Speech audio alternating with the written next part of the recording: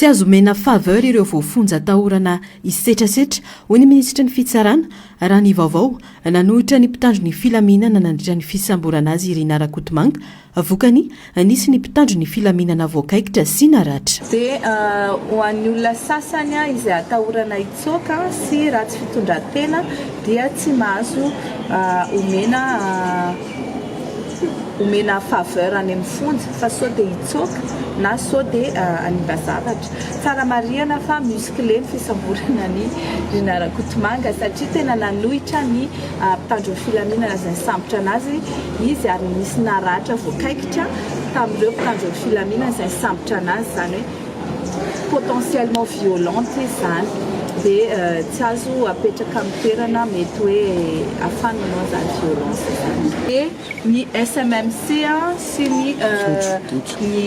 dossier hafa izay mety hanenjena anazy amin'ny attribution de marché par favoritisme sy ny abus de fonction izay natao. Ankoatra izay momba ny Rarara Rakotomanga nambaran'ny ministra ny fitsarana fa tsy Madagasikara rery no mangataka ny anaovana fanadihadiana amin'ny mpandrarama amin'ny Rakotomanga, mangataka ny ampidiana azy atandrazana kosa nefa ny fanjakana malagasy tsy afaka irosona nefa izany raha tsy vita tanteraka ny fanadihadiana ara-pitsarana izay hanenjehana azy atsy amin'ny nosy Maorisy. Nenana azy atandrazana dia extradition. Ny extradition dia aorianany condamnation. Ny enquête mandeha alohan'ny condamnation dia mbola mandeha aloha izany ny enquête rehetrarehetra ny instruction ary tsy isika rery no mila anazy atao instruction na atao enquête dikan'izay tsy mbola afaka hoe to dia andeha aty izy fa ao anatin'le processus ataontsika hoe processus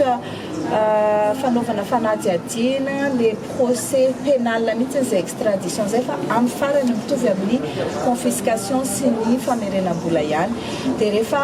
firenena maromaro araka ny teneniko no mitory azy ihany koa fa tsy isika rery dia rehefa vita daholo ny fanadihadian'ny olona rehetrarehetra dia afaka mangataka amin'izay Madagasikara hoe eto aty amin'izay fa isika rery aloha izao no nangataka extradition fa ny sasany nandefa olona manao enquête sur place. Angom-baovao azo fa misy fitaovam-piadiana sy vola entina nakorontanana firenena ao amin'ny olona fahafantarana fa nanotokotom-bola mpanjakana sy nanao tantely afa-drakotra ny harem-pirenena ireo no antony fisavana trano na ny perquisition tamina olo-mpanjakana raha ny fanazavana nomen'ny mpitahiry ny fitomboka sy mpanjakana trano. Ny zavatra rehetra azo amin'ny perquisition dia mandeha any amin'ny toerana isan-karazany fitazomana ny atao hoe pièce à conviction,